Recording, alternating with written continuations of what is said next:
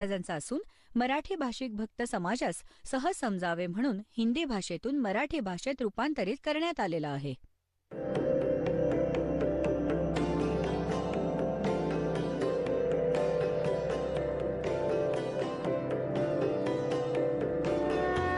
और ज्ञान सब ज्ञान डी कबीर ज्ञान सो ज्ञान और जैसे घोड़ा तोब का करता चले मैदान.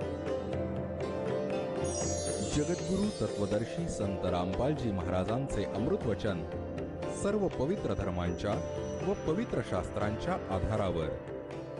कबीर साहेबांनी आदरणीय धरमदास साहेबजींना आपल्या कृपेने 60 वर्षांचं वय झालं होतं त्यांचं, धरमदासजींचं. तेव्हा एक संतान, एक पुत्र दिला होता. त्या पुत्रामुळे त्यांचा वंश वाढला होता आणि त्या पुत्राशी मोठा मुलगा नेहमी विरोध ठेवत असे. त्याच्याशी नेहमी जो आहे ना वाद घालायचा. त्याने तिथून सोडलं होतं बांधवगड. दुसऱ्या लहान मुलाने कुठे दुसरीकडे निघून गेला होता, कुद्रमाल वगैरे नाव आहे MP मध्ये.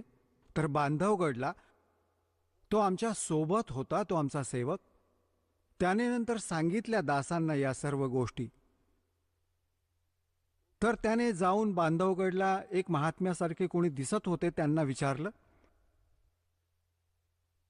स्वतंत्रपणे चर्चा करून ज्ञानाबिनाच्या गोष्टी केल्या.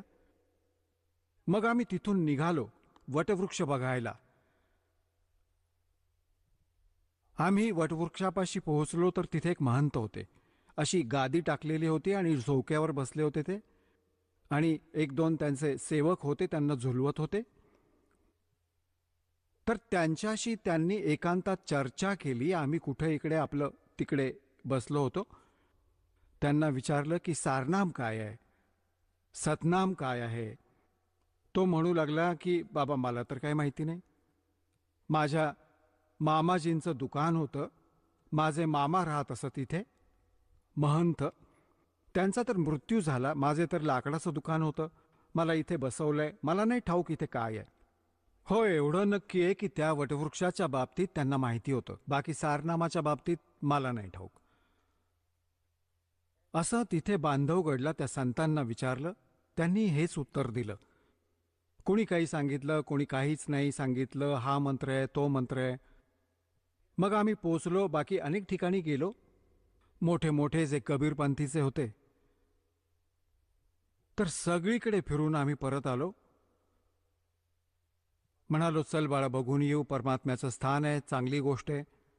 मग येऊन त्याने सांगितलं, म्हणू लागला की ही यात्रा माझ्यासाठी वरदान सिद्ध झाली.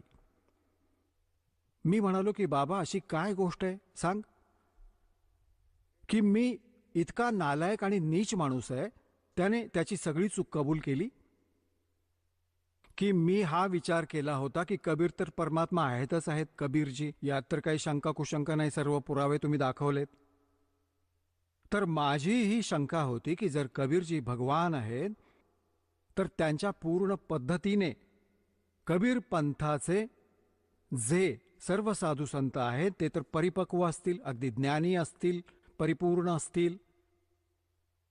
मी म्हणालो की बाबा काय बघितलंस. मी म्हणालो बाळा जर हे परिपूर्ण असते तर दासाला एवढं ओझं वाहण्याची काय गरज होती, काय गरज होती हा संघर्ष करण्याची.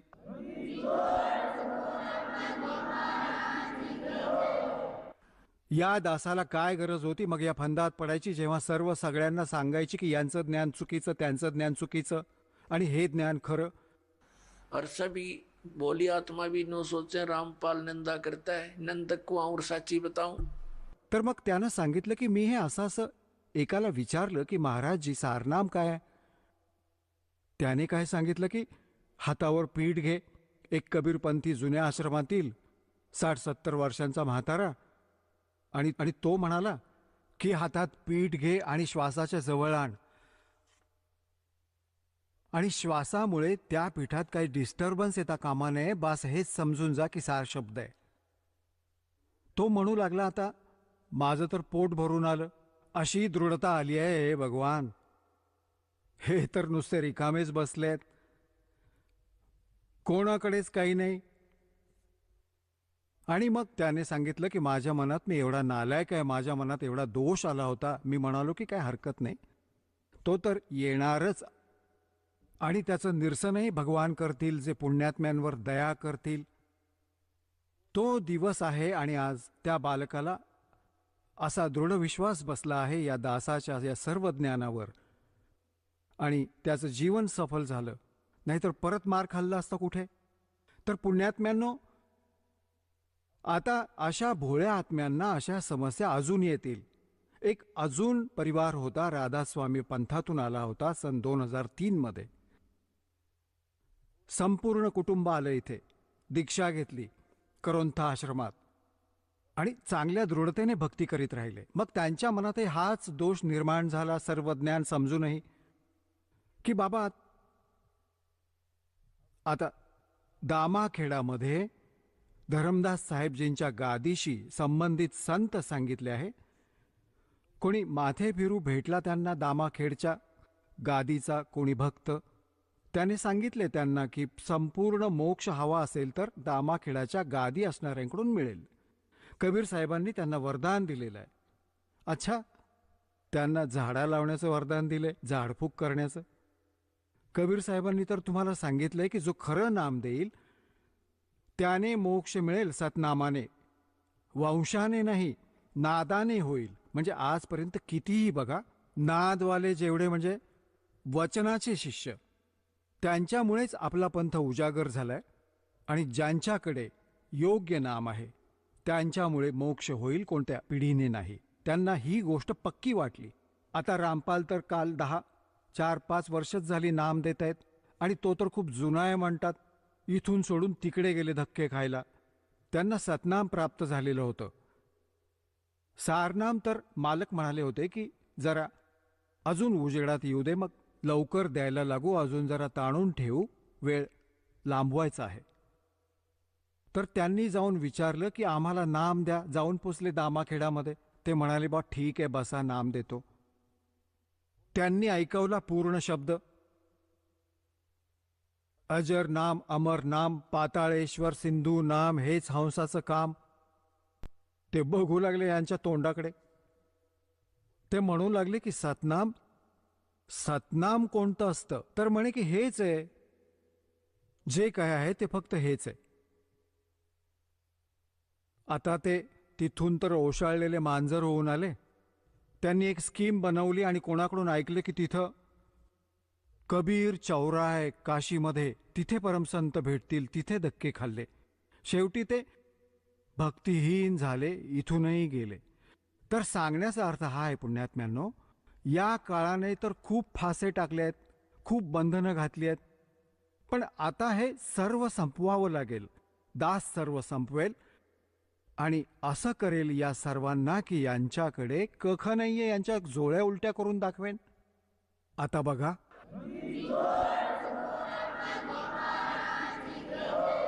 आता या कबीर परमात्म्याच्या नावाने काळाचे 12 पंथ चालले आणि त्यांचाच एवढा विस्तार झालाय की कित्येक करोडोंच्या संख्येने कबीरपंथी आहेत. कित्येक करोड, जवळजवळ 20 करोड पेक्षाही जास्त असतील एकूण सर्व मिळून भारतात कबीरपंथी.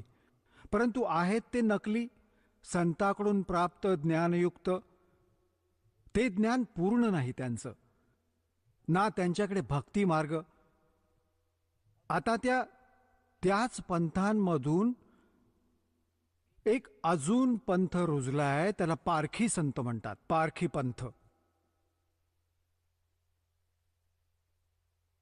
आता अन्य जे कबीर पंथात जे निस्संदेह काळाने प्रेरित आहेत, जे नाम ज्यांच्याकडे यथार्थ नाहीये, परंतु ज्ञान त्यांचे बरेचसं बरं आहे. परमात्मा कबीरजींना ते महत्व देतात, परमात्म्याला मानतात आणि सतलोक, सचखंड या स्थानांनाही ते मानतात. परंतु त्यांचे नाम चुकीचे आहे, त्यांचा पूजेचा विधी चुकीचा आहे. आता पुण्यात्म्यांनो, जसं तुम्हाला कोणाला हे ज्ञान झालं की या व्यक्तीला हा रोग आहे आणि त्या रोगाचा नाश करण्याचं औषध नाहीये, तर त्या ज्ञानाचा उपयोग काय? त्याचा काही उपयोग नाही. हे पण ज्ञान असं झालं की याला हा रोग आहे आणि त्याचं औषध पण नाही. तर हे आपल्या सर्वांना ज्ञान झालं कबीर साहेबांच्या मार्गामुळे की आपण सतलोकातून आलो होतो, इथं फसलो आणि इथला काळ भगवान आहे. याला 1,00,000 मानव शरीरधारी प्राणी नित्य खाण्याचा शाप लागलाय. तर आपण सर्व दुःखी यामुळे आहोत की आपण सतलोकात नाही गेलो. सतलोकात गेल्याने आपल्याला सुख मिळेल, परंतु त्यांचे जे सिद्धांत विधान आहे हे सर्व कबीरपंथी जे आहेत, कबीर परमेश्वरजींना केवळ सद्गुरू मानतात, परमात्मा नाही मानत. आणि परमात्म्याला सतलोकात निराकार मानतात. आणि तिथे त्याच राधास्वामीवाल्यांच्या थिअरीच्या म्हणण्याप्रमाणे तिथे प्रकाशच प्रकाश आहे. परंतु हे मानतात की तिथे आत्मा त्या प्रकाशात फिरत राहतो. परमात्मा आधी गुप्त होता, मग प्रकाशित झाला. प्रकाश उत्पन्न केला त्याने आपल्या ध्वनीतून, मग त्यात सामावला. काहीतरी असे बकवास करतात बिनबुडाची. त्यात सामावला प्रकाशात, तो प्रकाश चेतन झाला. प्रकाश काय डोंबल्याचं चेतन होतो सांगा? प्रकाश तर प्रकाशच असतो. आणि काही तर इथपर्यंत आपल्या मनघडंत कहाणी बनवत आहेत की त्याने प्रकाशाला, परमात्म्याने मग प्रकाश असा उधळला. अरे जेव्हा परमात्मा प्रकाशात सामावला, मग उधळला कोणी? मग तो थेंब पाण्याचा जसा उडवतात तो परत पाण्यात मिसळतो. तर पाण्यात मिसळलाच नाही तो थेंब, सगळा वेगळा वेगळा राहिला. ते सगळे आत्मा बनले आणि मग प्रकाशात फिरू लागले. म्हणजे याचा अर्थ जसा मासा फिरतो समुद्रात असे धक्के खात, तर तिथे प्रकाशच प्रकाश आहे आणि तो चेतन प्रकाश आहे. एकाचीच थिअरी अशी आहे, बाकीच्यांची तर अशी आहे की तो निराकार आहे, भगवान. आणि तिथे आत्मा वेगळा राहतो. त्या प्रकाशात जसा मासा पाण्यात फिरत राहतो असे धक्के खात असतो, अशी भटकत असते. तर काय डोंबल्याचा मोक्ष झाला? ही काय गोष्ट झाली? तर अशा प्रकारच्या गोष्टी. तर हे जे कबीरपंथी आहेत ते अस्तित्व भगवानाचे मानतात की भगवान आहे, परमात्मा आहे, सत्पुरुष आहे, जीव भिन्न आहे. याची गोष्ट काहीशी बरोबर आहे, परंतु त्यांच्याकडे मोक्ष मार्ग नाही, यथार्थ ज्ञान नाही सत्पुरुषाचे.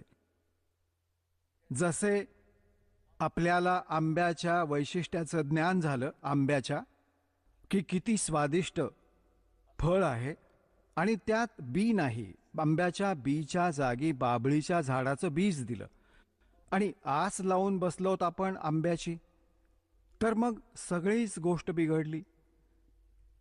ही तर दशा आहे कबीर साहेबांच्या त्या 12 पंथ आणि त्यांच्यातून निघालेल्या अनेक ब्रांचेसची. आणि एक जो पारखी पंथ आहे हे तर पूर्णतः नास्तिक लोक आहेत. यांचे काय विधान आहे की एकतर हे मानतात की जीव हाच परमात्मा. सांगा, जीव म्हणजेच भगवान आहे. आणि मग म्हणतात की ध्यान लावा आणि ध्यानाची अंतिम उपलब्धी हे काय सांगतात की विचार शून्य व्हा. बस हीच अंतिम ध्यानाची पराकाष्ठा आहे. आणि जीव म्हणजेच भगवान आहे हे तर यांचे ज्ञान आहे आणि विचार शून्य होणं हे यांचं ध्यान आहे. यांना तर कोणी विचारणारा असेल की भल्या माणसांनो, जेव्हा परमात्मा जीव म्हणजेच भगवान आहे तर मग साधना कशाला आहे, आश्रम कशाला आहे, पुस्तक छापण्याची काय गरज उरली? 2 अक्षरांचा प्रश्न आहे की भगवान निराकार, भगवान तर नाहीच आहे, जीव म्हणजेच भगवान आहे. सांगा, कोणी बुद्धिमान माणूस ही गोष्ट स्वीकारेल? आणि त्यानेही लाखो लोकांना भक्तिभ्रष्ट केले, मूर्ख बनवले. एक अभिलाष दास नावाचा एक हा पारखी संत म्हणवायचा. सांगा, यांना संत म्हणायला सुद्धा लाज वाटते आम्हाला. अभिलाष दास नावाचा एक संत आहे, इलाहाबाद आणि अनेक ठिकाणी त्याने आश्रम केलेत. एक बुऱ्हाणपूर नावाचं एक स्थान आहे, शहर आहे, आणि तिथे या पारख सिद्धांताचे बरेचसे महात्मा राहिले आहेत. खूप जुने, जवळजवळ 150 वर्ष पूर्वीचं स्थान आहे. आता यांची काय थिअरी आहे सांगतो तुम्हाला. हे म्हणतात, ईश्वर परमात्मा कोणी नाही. जीव म्हणजेच ब्रह्म, अर्थात परमात्मा म्हणजे ईश्वर आहे. सृष्टीचा कोणी कर्ता नाहीये. जगाला हे बिना ईश्वराचे मानतात. हे म्हणतात, ईश्वर जर ईश्वर नाहीच आहे, भगवान नाहीच आहे, तर हे परमात्मा रहित मानतात. या संसाराला आणि सृष्टीला हे जीव म्हणजेच परमात्मा मानतात. सांगा, ही काय गोष्ट आहे का जराशी बुद्धिमंतांची? या आदि शंकराचार्यजींनी 2500 आजपासून 2520 वर्षांपूर्वी आदि शंकराचार्यजींचा जन्म झाला होता. म्हणजे ईसाजींच्या 508 वर्षांपूर्वी. त्यावेळी या आदि शंकराचार्यजींनी देखील, यांना काय झालं की 8व्या वर्षी यांना प्रेरणा मिळाली की ते पूर्वजन्मीचे पुण्यकर्मी जीव होते आणि हे जाऊन अडकले एका संतापाशी जो गुहेत राहायचा. आणि 6 महिन्यात किंवा 2 महिन्यात 3 महिन्यात तो गुहेतून बाहेर पडायचा. तर त्याचं नाव ऐकून आदि शंकराचार्यजी तिथे जाऊन पोचले. जेव्हा ते बाहेर आले, त्यांना विनंती केली ज्ञान समजावण्याची. तर त्याने उलटा धडा शिकवला त्या भोळ्या जीवाला की जीव म्हणजेच ब्रह्म आहे. आता ह्याच विधानाचा पुढे प्रचार करू लागले आदि शंकराचार्यजी. जिथून हिंदू धर्माचे हे जे आहेत ना, उगम मानले जातात, प्रकट मानले जाते. तर त्यावेळी हे सर्व ठिकाणी जाऊन सांगू लागले की त्या आपल्या गुरुजींचे विधान सांगू लागले. तर त्यावेळी ही एवढी बुद्धिमान माणसं होती, ते म्हणाले की हे महात्माजी, जर जीव म्हणजेच ब्रह्म आहे तर आम्हाला करण्यासारखं काय राहिलं? आपणच भगवान आहोत. तर मग का दारोदारी स्वतःचा प्रचार करत फिरत आहात? तुम्हीही भगवान, आम्हीही भगवान, मग आम्हाला करायला काय राहिलं मग? आता ही गोष्ट त्या आदि शंकराचार्यजींच्या लक्षात आली की बाबा गोष्ट तर खरी आहे. आणि ही गोष्ट आवडली नाही, कारण गुरुजी त्यांचे मग जिवंत होते.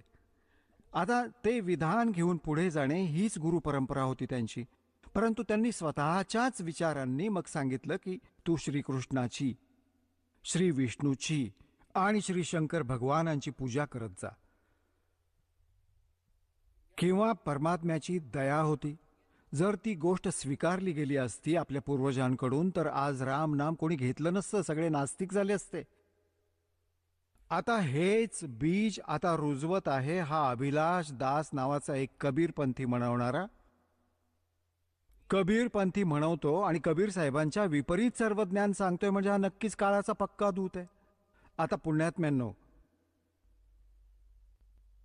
हे काय सांगतात की परमात्मा हे जगत जे आहे ते ईश्वर आहे, म्हणजे बिना ईश्वराचे. जीव भगवान झाला म्हणजे सृष्टीचा कोणी करता नाही, तर याचा अर्थ ही विना भगवानाची झाली. आता आपली श्रीमद भगवद्गीता काय सांगते की ज्या व्यक्तीचे हे स्टेटमेंट आहे की जगाचा कोणी करता नाही, ही आपोआप रचली जाते आणि संहार होते, म्हणजे प्रलय होतो आणि मग स्थिती, सृष्टी तयार होते. आता त्याच्याबद्दल श्रीमद भगवद्गीतेत दाखवतो. आधी यांची सगळी थिअरी सांगेल दास. आणि हे पारखी जे संत आहेत हे नाही मानत की वरती कोणता लोक आहे, सतलोक आहे किंवा कोणता स्वर्गलोक आहे, हे नाही मानत. म्हणतात की या सर्व काल्पनिक गोष्टी आहेत, काल्पनिक, खोट्या. आणि हे यांचे हे देखील म्हणणं आहे की जसं कोणी प्रश्न विचारतो की परमात्मा भक्तांवर दया करतो, दुष्टांना हानी पोहोचवतो, ते म्हणतात की जर भगवान नाहीच आहे आणि परमात्मा कोणावर ना दया करतो ना काही दुःख देतो, तो काही नाही करत, परमात्मा नाहीच आहे. या चतुर माणसाच्या गोष्टी असतात, जो चतुर प्राणी आहे. चातुर प्राणी चोर हैं और मूड बुगद हैं ठोठ, ये संतों के निकाम की इनके देगल जोट. आता अशा माणसांकडेही समूह जनसमूह बसलाय.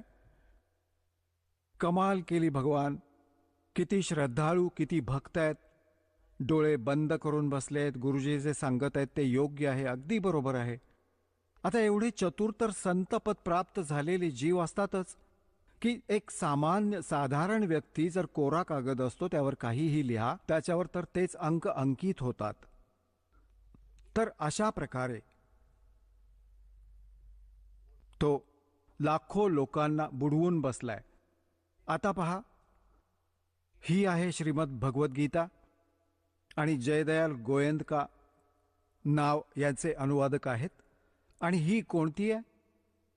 पदछंद, पदछेद, अन्वय, साधारण भाषा टीकासहित हे याचे नाव आहे. अनुवाद करता याने हे नाव दिले. आणि पहा, हा आहे अध्याय नंबर 16 आणि श्रीमद भगवद्गीता, आणि याच्या श्लोक नंबर 7 पासून सुरू करूया. आता गीता ज्ञानदाता म्हणतात की मी वर तर सांगितले दैवी प्रकृतीवाल्यांची जी माहिती दिली आहे, आणि दुसरे असुरी वृत्तीचे आहेत, अशा 2 वृत्तीचे लोक आहेत.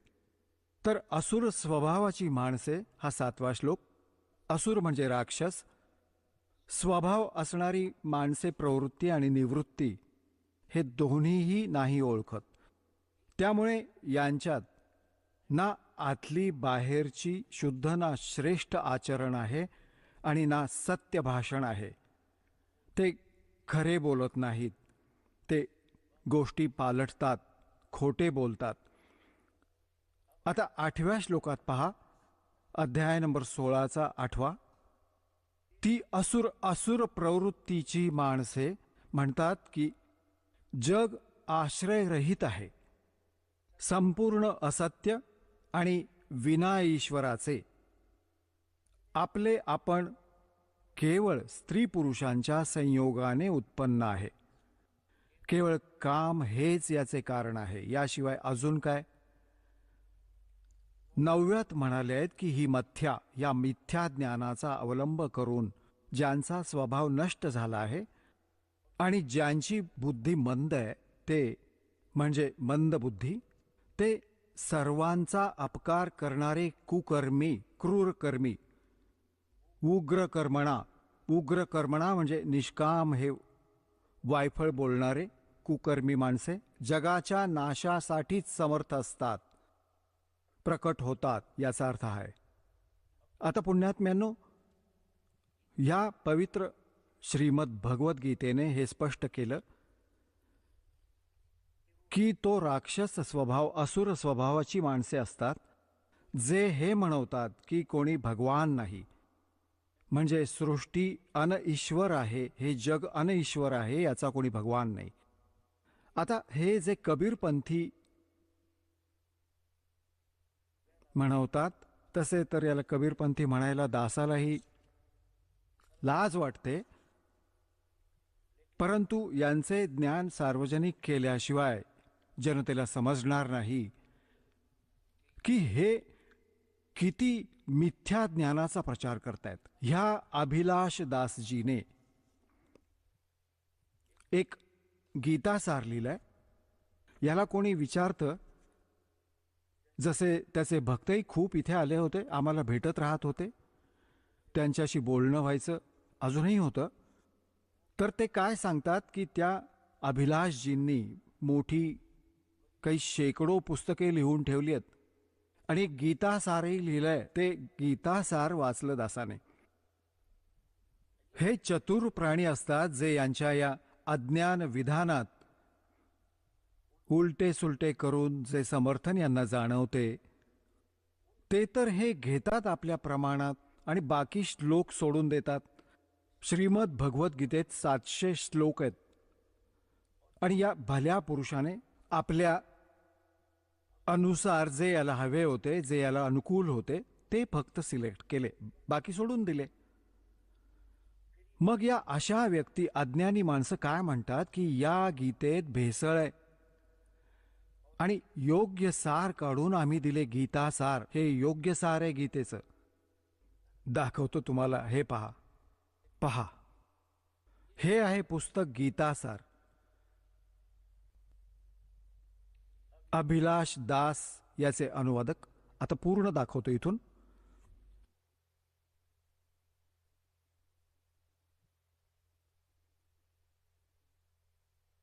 हे प्रकाशक आहेत कबीर पारख संस्थान, संत कबीर मार्ग, प्रीतम नगर, इलाहाबाद इथून. हे तिथे छापलंय. पहिल्यांदा सन 1975 मध्ये. अरे बापरे, कमाल आहे. म्हणजे केव्हापासून हे विष घोळतायत समाजात. 1975 मध्ये प्रथम छापलं होतं आणि मुद्रक आहेत Indian press private limited, Pannalal road, Allahabad. आता दाखवतो तुम्हाला. याची कलाकारी बघा. आहा, एकीकडे तर हे म्हणतात की भगवान कोणाचे बरे वाईट नाही करू शकत, आणि मग गीता सारमध्ये 8व्या पानावर हे काय म्हणतात? हा काय म्हणतोय अभिलाष दास?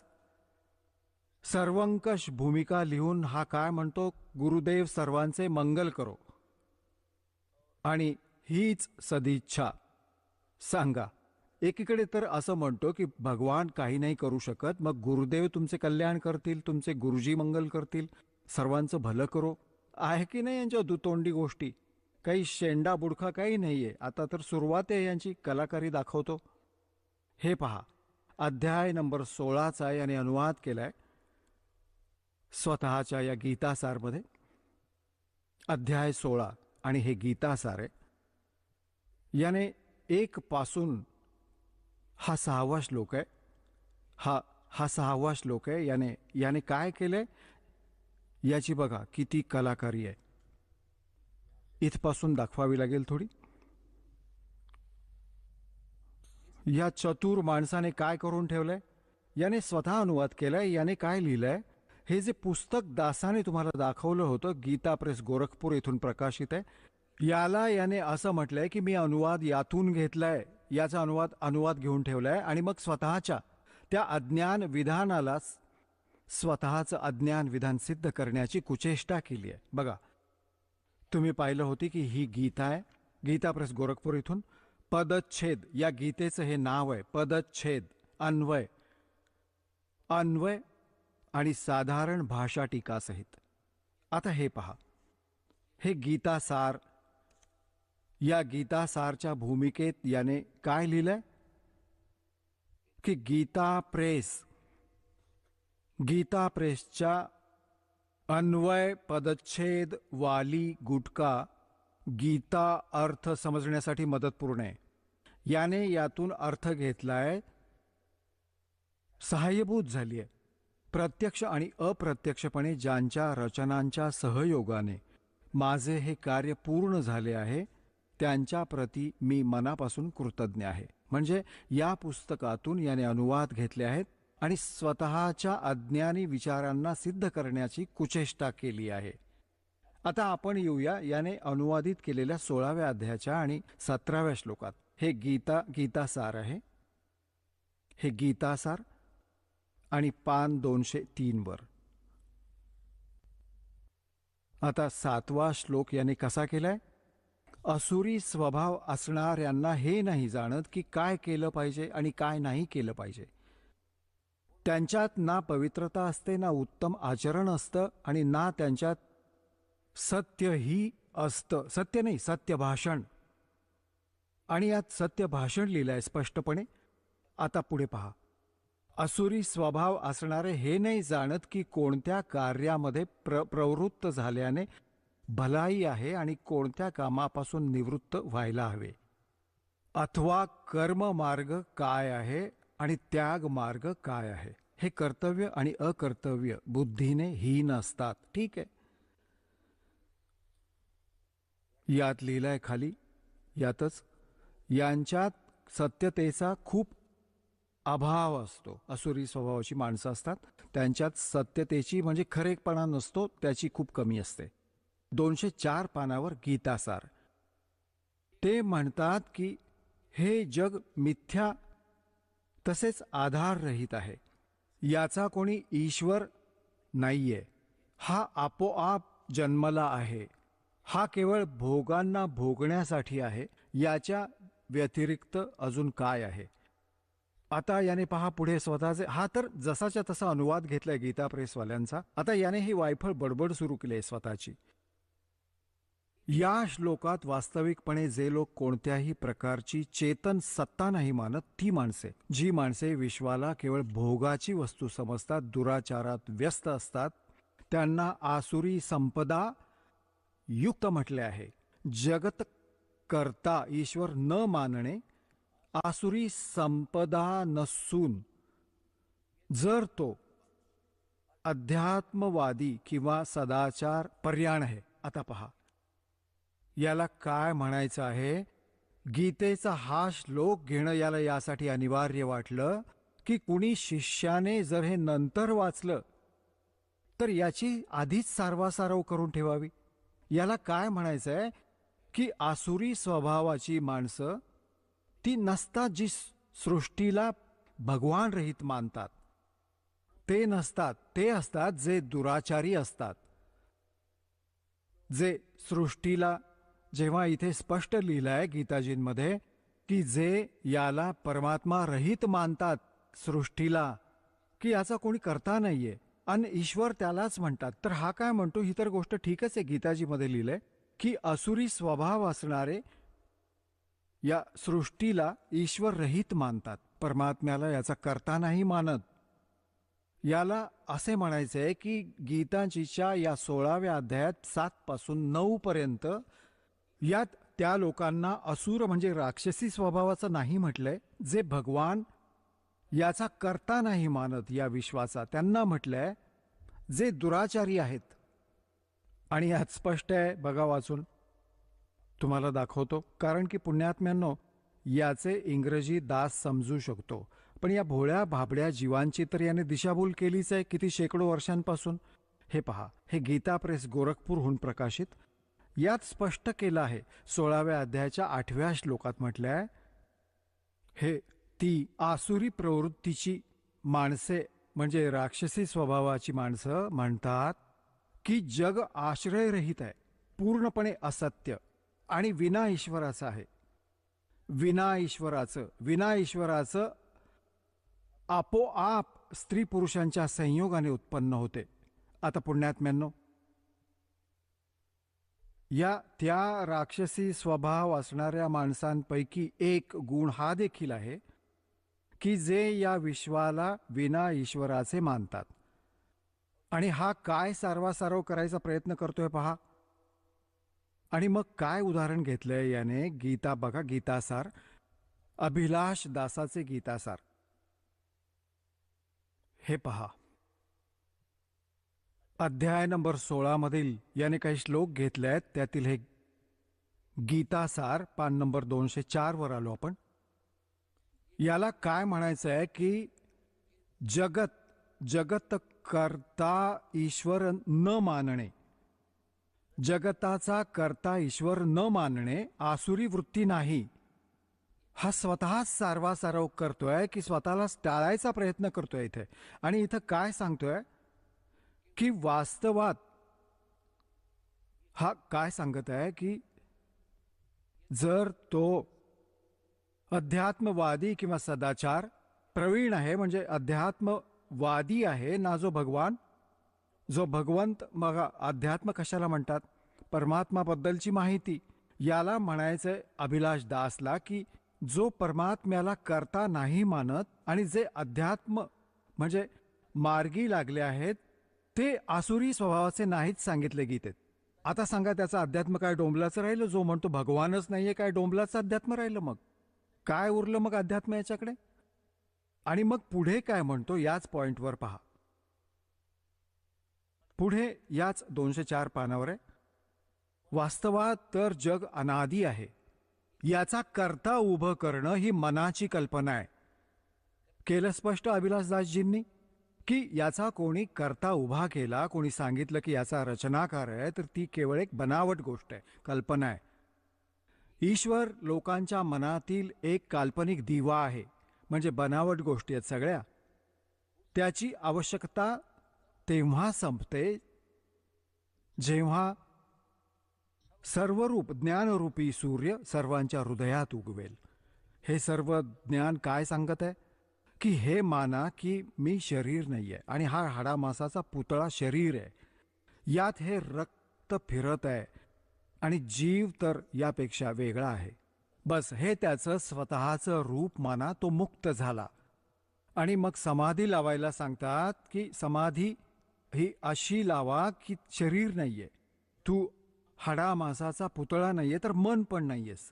एकदम सुन्न होऊन जा. म्हणजे माइंडलेस मॅन झाल्यानंतर हे मुक्त समजतात, मोक्ष मानतात. मग पुढे काय सांगितलंय याने अजून सर्वासर्व केली आहे. पहा की जसे गीताजीमध्ये म्हटलंय की जे आसुरी स्वभावाचे आहेत, की जे ईश्वर नाही मानत, भगवान करता नाही मानत ईश्वराला, कोणी मनुष्य दुराचारी असेल आणि ईश्वर मानत असेल तर काय तो देव होऊन जाईल. आणि जर कोणी ईश्वर तर मानत नाही, म्हणजे हा करता ईश्वर मानत नसेल, परंतु त्याला स्वरूप ज्ञान असेल, आत्मज्ञान असेल, तसेच तो सदाचारी असेल, तर काय त्याला आसुर मानले जाईल. बघा, हा आपल्या शिष्यांना दृढ ठेवण्यासाठी की हे तुझा पदर पकडून ठेवतील, सोडून नको जायला, हे सिद्ध करू पाहतोय की जर गीताजीच्या 16व्या अध्यायाच्या 7, 8, 9 मध्ये वर्णित ह्या विवरणाच्या आधारे केवळ ती व्यक्ती जी ईश्वर मानत नाही तिला असुरी स्वभावाचे नाही म्हणू शकत. असुरी स्वभावाचं कारण की दुराचारी व्यक्ती आणि भगवान मानत असेल, हे म्हणत आहे अभिलाषदासजी. तर म्हणतो तो काय चांगला माणूस होऊ शकतो, देव होऊ शकतो. दुराचार करत असेल आणि भगवंताची भक्ती करत असेल, भगवानामध्ये आस्था असेल, आस्तिक असेल, तर काय तो देव होऊ शकतो. म्हणून या गीता अध्याय नंबर 16च्या या श्लोकांमध्ये याचा अर्थ समजा की जो सृष्टीचा कर्ता ईश्वर समजत नसेल आणि आध्यात्मिक असेल, तर त्या बाबत थोडंच सांगितलंय, तर मग तुझं अध्यात्म ज्ञान काय खाक आहे. जर जीवच भगवान आहे, गाढव भगवान आहे, कुत्राही भगवान आहे, मग का जगाला मूर्ख बनवत बसलायस. ही दशा आहे या कबीरपंथी. हे कबीर साहेबांना तर मुळापासून नष्ट करू पाहतायत हे काळाचे दूत. आणि हे वाळवी आहेत. ही वाळवी आहे या परमात्मा कबीरजींच्या. हे किडे आहेत कबीर पंथामध्ये. याचा नाश करण्यासाठी यांचा जन्म झाला. हे स्पष्ट केलंय गीताजीमध्ये की अशी व्यक्ती संसाराचा नाश करण्यासाठीच उत्पन्न होतात.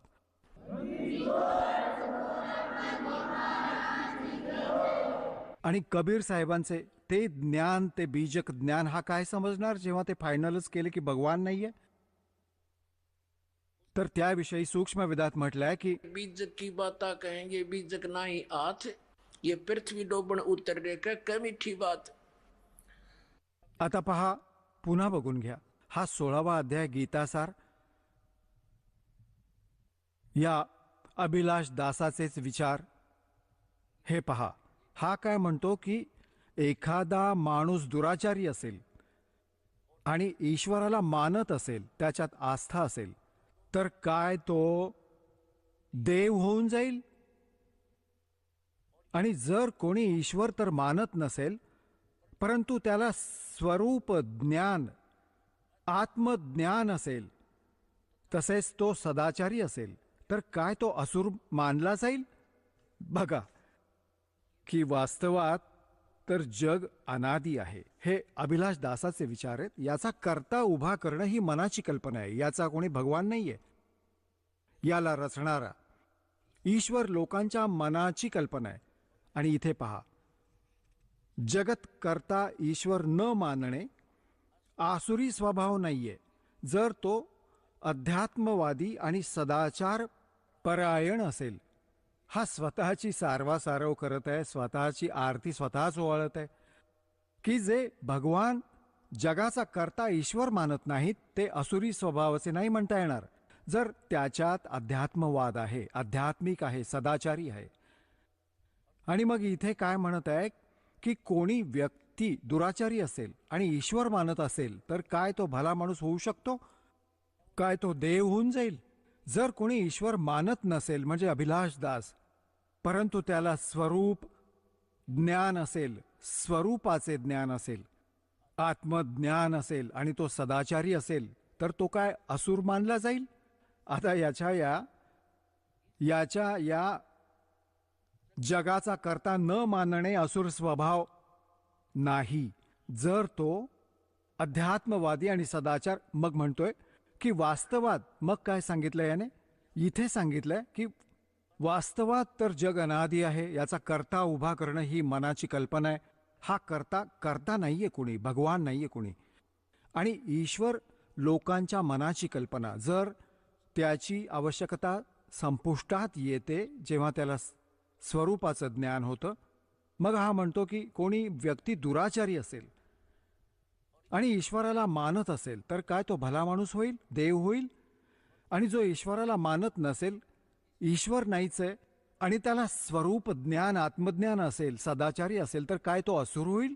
आता याचा हा पॉइंट की जो भगवान मानत असेल आणि दुराचारी असेल, तो म्हणतोय की तो भला माणूस होईल, देव होऊ शकतो. आता गीताजीतून याचं खंडन करूया. 9व्या अध्यायाच्या 30व्या श्लोकात याच श्रीमद भगवद्गीतेत हे स्पष्ट लिहिलंय की हे अर्जुन, अतिशय अति दुराचारी व्यक्ती जरी असेल आणि ती भगवानाला मानत असेल, तिला साधू समजलं पाहिजे. बघा या नकलीचं आहे काही ज्ञान? हे पहा, श्रीमद भगवद्गीता. आणि ही तर गीता प्रेस गोरखपूरवाल्यांची, आणि याने याची नक्कल करून त्यात आपली बकवास केली आहे सगळी.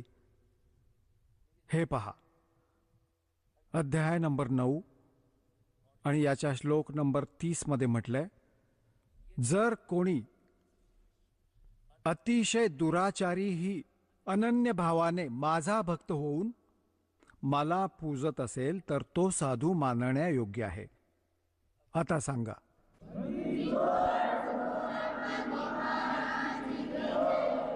हा तर बेईमान माणूस आहे. याने जनतेच्या उद्धाराचा नाही तर काळाच्या जाळ्यात अडकवण्याचा ठेका घेतलाय.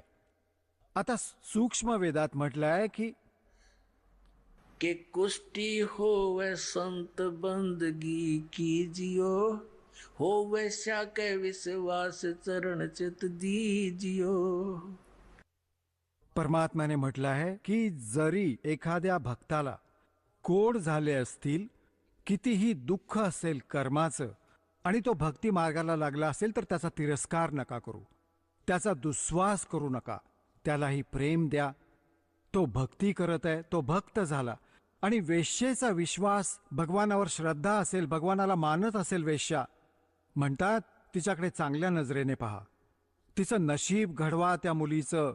ठीक आहे, कर्माच्या आधारानं कोणी कसाही झाला असेल, कोणी डाकू झाला, कोणी दारुडा, कोणी अजून काही, तर एकदा जर या मार्गाला लागले आहेत पूर्ण विश्वासाने तर दुष्कर्मेही सुटतील. आणि हा काय काय म्हणत आहे की कोणी अतिशय दुराचारी व्यक्ती असेल तर तो देव होऊ शकतो का? म्हणून अभिलाष दासला नाही म्हटलं गीतेत राक्षस, आसुर. कारण की गीता सांगते की अतिशय दुराचारी व्यक्तीही जरी असेल तरी त्याला साधू मानलं पाहिजे. आणि जो ईश्वर नाही मानत तो तर एक नंबरचा राक्षस आहे. ते तर बोलण्याचीच गरज नाही. पशुमध्ये आणि दगडात काय फरक आहे? जर इतका मंदबुद्धी माणूस आहे की भगवान नाहीये, आणि मग काय तुझं काय डोकं आहे? ते नाश केला, सगळा बट्ट्याबोळ केला या नकली लोकांनी अध्यात्म मार्गाचा, स्वतःकडून स्वतःच्या मनाप्रमाणे कथा रचल्या. आता पुण्यात्म्यांनो, याची सगळी फोल खोलतो, फार वेळ नाही लागणार, कारण आज मानव समजूतदार आहे. आजपर्यंत या मानवाकडे कोणता असा पर्याय नव्हता ज्याच्याशी तो तुलना करू शकेल. तर दासाने ही तुलना करण्याची ISI मार्कवाली वजनमापं वाटली आहेत. आता मिनिटभरात तोलू आणि या सगळ्यांचे कोथळे आणि झोळ्या रिकाम्या करून दाखवेल हा दास हे काय भरत आहेत, काय लिहित आहेत. जर कोणी व्यक्ती म्हणतो की भगवानच नाहीये,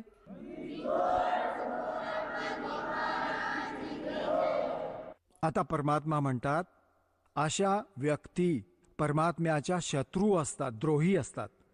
याने या गीतासारमध्ये कशी चाल कलाकारी दाखवली आहे बघा, दाखवतो तुम्हाला.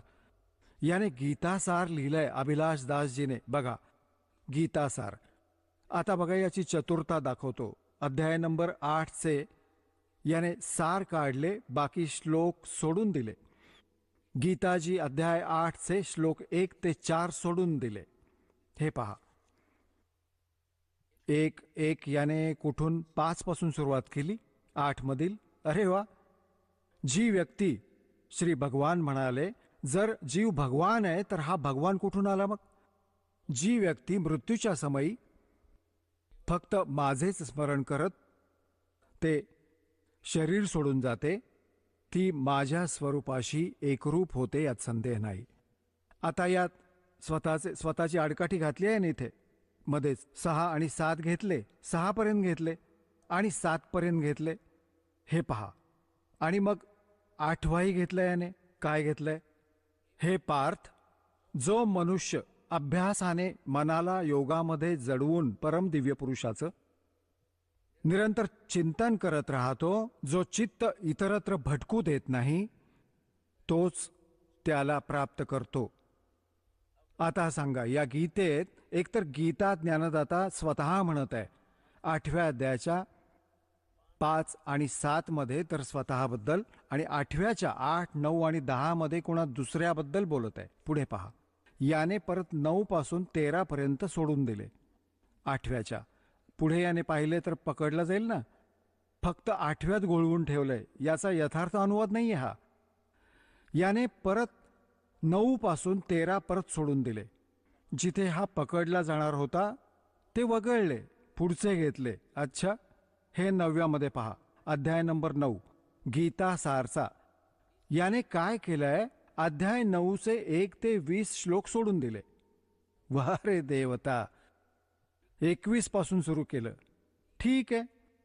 आणि मग 22 ते 27 सोडून दिले, एक घेतला. 22 ते 27 सोडले. हे पहा, आता याने सरळ कुठे उडी मारली? 28 वर. बस, पुढे समाप्त केलं याने, इति केलं.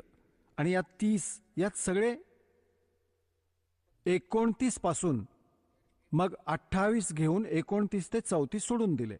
एकूण श्लोक 34 आहेत. प्रमाणासाठी घेतले 2 आणि सोडून दिले 32. आता हे गीतेचं सार लिहिलंय. अरे वा रे देवता.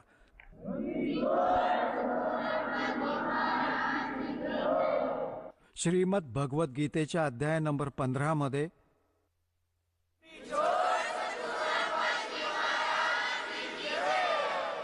चला आता आपण त्या श्रद्धाळूंचे अनुभव जाणून घेऊयात, ज्यांनी जगद्गुरू तत्वदर्शी संत रामपालजी महाराजांकडून दीक्षा प्राप्त केलेली आहे, तसेच त्यांच्याद्वारा सांगितलेल्या भक्ती मार्गावर चालत आहेत. नमस्कार. सतसाहेब, आपलं नाव? धनश्री सुनील यादव, आपण कुठून आलात? फलटण, सातारा जिल्हा, महाराष्ट्रामधून आले. आपण काय व्यवसाय करत आहात?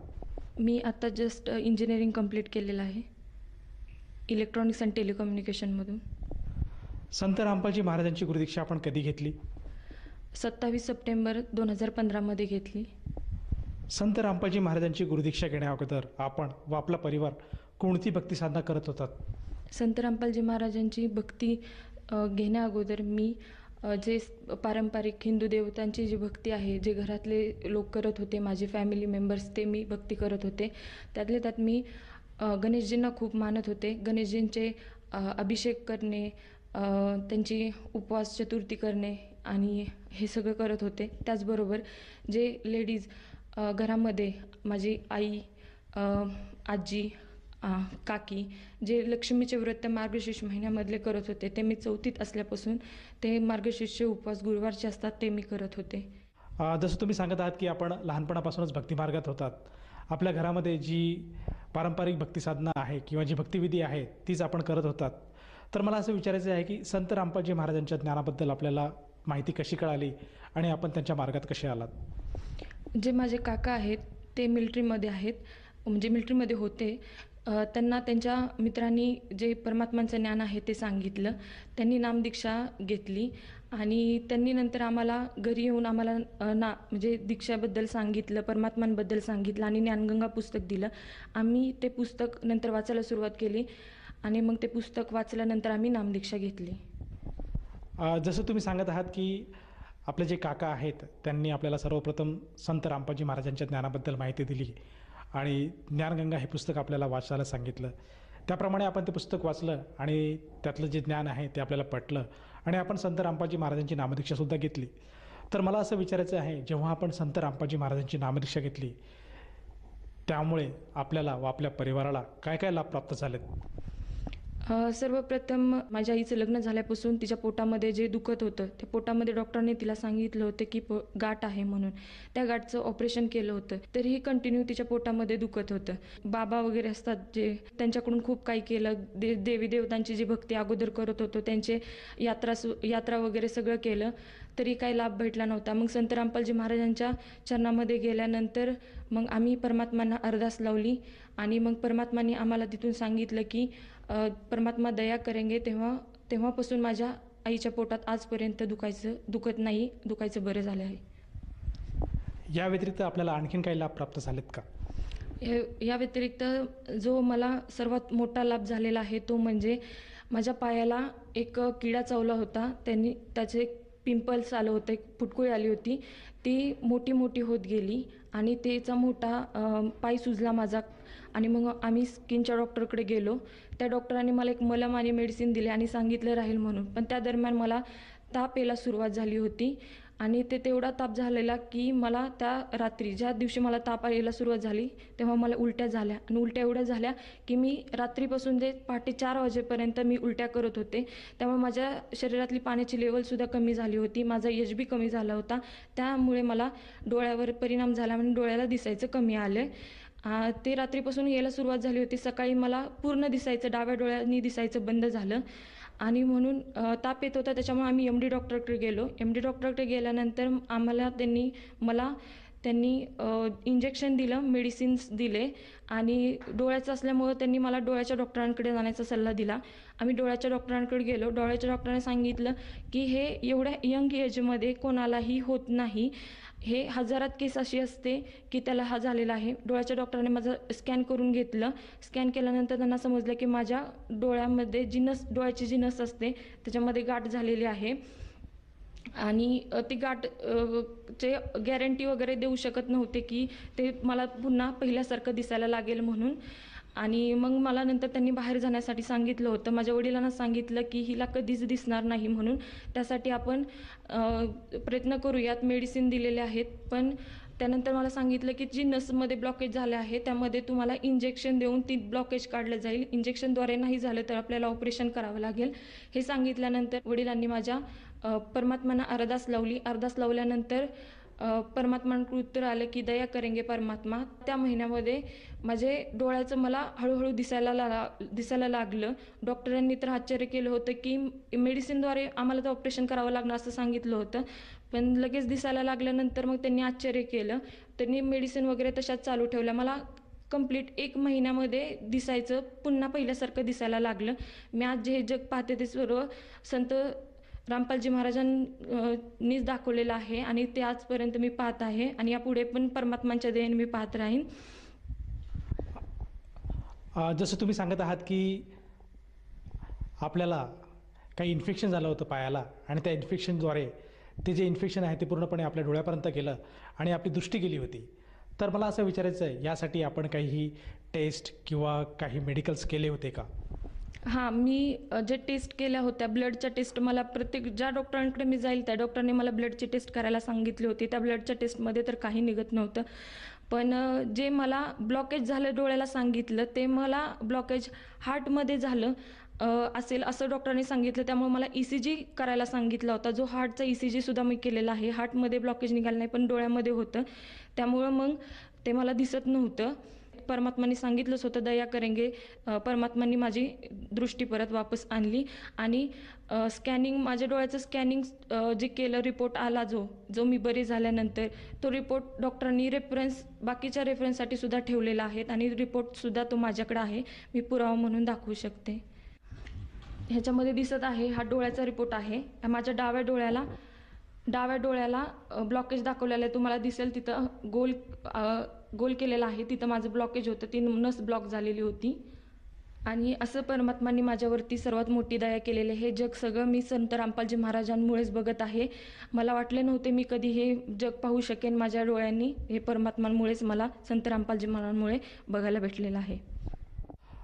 जसं तुम्ही सांगत आहात की संत रामपालजी महाराजांच्या शरणात आल्यानंतर आपल्याला जो डोळ्याचं जे इन्फेक्शन झालं आहे त्यातनं आपण पूर्णपणे बाहेर आलात आणि आज जे आपण बघत आहात की केवळ संत रामपालजी महाराजांच्या आशीर्वादामुळेच बघत आहेत. मला असं विचारायचं आहे की आपण या अवस्थेमध्ये, आज आपण तरुण आहात आणि ह्या तरुणाईमध्ये आपण संत रामपालजी महाराजांच्या मार्गात आलात आणि भक्तीकडे वळालात. किंवा विपरीत जी आज युवा पिढी आहे ही भक्तिमार्गापासून वंचित आहेत, भक्तिमार्गापासून लांब आहे. त्यांना फक्त चैनच हवे आहे, जसे की मूव्हीज बघणे, त्याचप्रमाणे व्यसन करणे, पार्ट्या करणे आणि मोबाईलवर सतत गेम खेळणे, ह्या सगळ्या विधी त्या करत आहेत. परंतु आपण या भक्तिमार्गात आहात. तर मला असं विचारायचं आहे की आपण युवा पिढीपासून वेगळं असं ज्ञान अर्जित केलं आहे आणि संत रामपालजी महाराजांच्या भक्तीत आहेत. तर ह्या अनुषंगाने आपण त्या लोकांना काय संदेश द्याल? मी संदेश नाही, मी प्रार्थना करू शकते. जे माझ्या एजचे आहेत, यंग आहेत, त्यांना मी जे आपण मौज मजा जे करतो ते तर करतो, पण ते खूप लेवल पुढे वाढलेलं आहे. जी मौज मजा करायची असते ती तुम्ही करत नाही. तुम्ही जे ड्रिंक घेणं वगैरे, सिगारेट पिणे, हे काही मौज मजेचा प्रकार नाही. हे आपल्या आयुष्याची बर्बादी करत आहात आपण. आणि हे सगळं करायचं नाही. हे परमात्मांनी त्यांच्या ज्ञानातून आम्हाला जे मला सांगितलं आहे ते मी इच्छिते की तुम्हाला पण ते समजावं. म्हणून तुम्ही संत रामपालजी महाराजांकडून ज्ञान समजून नामदीक्षा घ्यावी याची मी तुम्हाला प्रार्थना करते. जसं तुम्ही सांगत आहात की आज युवा पिढीने संत रामपालजी महाराजांचं जे ज्ञान आहे हे ज्ञान समजून घेतलं पाहिजे आणि त्यानुसार आपल्या धर्मग्रंथाबरोबर त्याला पडताळून बघितलं पाहिजे. कारण आज शिक्षित समाज आहे आणि त्यानुसार त्यांनी भक्तिविधी स्वीकारल्यानंतर त्यांना ह्या व्यसनापासून किंवा ह्या त्यांच्या कुरीतीपासून ते आज लांब जातील. तर ह्या अनुषंगाने जर एखाद्याला वाटलं की आपण सुद्धा संत रामपालजी महाराजांची नामदीक्षा घ्यावी, तर ती व्यक्ती नामदीक्षा कशी घेऊ शकेल? जे आता तुम्ही जो सत्संग पाहता त्याच्या खाली एका पट्टीमध्ये एक नंबर्स आलेले आहेत. त्या नंबरवरती तुम्ही कॉल करून विचारू शकता की नामदीक्षा कशी घ्यायची किंवा सत्संग वगैरे कसे पाहायला भेटतील, ज्ञान कुठून समजेल, हे तुम्हाला ते नंबरवरून तुम्हाला सांगितलं जाईल. तिथून तुम्ही नामदीक्षा केंद्रावरती जाऊन नामदीक्षा घेऊ शकता. जसं तुम्ही सांगत आहात की आज आपल्या टी व्हीवरचे नंबर्स काही फ्लॅश होत आहेत, त्या नंबरपैकी कुठल्याही नंबरवर जर साधकाने संपर्क साधला तर त्याला जवळच्या नामदान केंद्राची माहिती मिळेल आणि तो साधक तेथे जाऊन नामदीक्षा घेऊ शकेल. परंतु मला असं विचारायचं आहे की ह्या नामदीक्षेसाठी त्या साधकाला किती पैसे मोजावे लागतील? ही नामदीक्षा निशुल्क आहे. इथे कोणतेही पैसे घेतले जात नाही. इथे सगळं फ्रीमध्ये दिलं जातं. त्यामध्ये पुस्तक दिलं जातं, एक भक्तिबोध म्हणून पुस्तक आहे. त्यानंतर प्रसाद दिला जातो, अमृतजल दिलं जातं, एक रक्षासूत्र म्हणून आहे ते दिलं जातं आणि परमात्मांचा फोटो दिला जातो. हे एवढं साहित्य निशुल्क दिलं जातं. यामध्ये कोणतेही पैसे घेतले जात नाही. धन्यवाद सतसाहेबजी.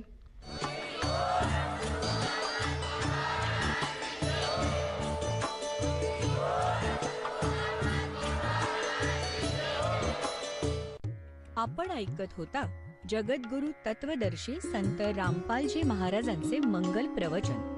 निशुल्क नामदीक्षा प्राप्त करण्यासाठी आणि अधिक माहितीसाठी संपर्क करा 7030303951 7030303952. आमची वेबसाईट आहे www.jagadgururampalji.org. सर्व पवित्र धर्मांच्या व पवित्र शास्त्रांवर आधारित प्रमाणित अनमोल पुस्तक ज्ञानगंगा किंवा जगण्याचा मार्ग यापैकी कोणतेही एक पुस्तक निशुल्क मागवण्यासाठी आम्हाला आपले पूर्ण नाव, पूर्ण पत्ता, पिनकोड सहित आणि फोन नंबर लिहून 7030303951 7030303952 नंबरवर SMS करू शकता किंवा आम्हाला 7030303950 नंबरवर व्हॉट्सअप देखील करू शकता.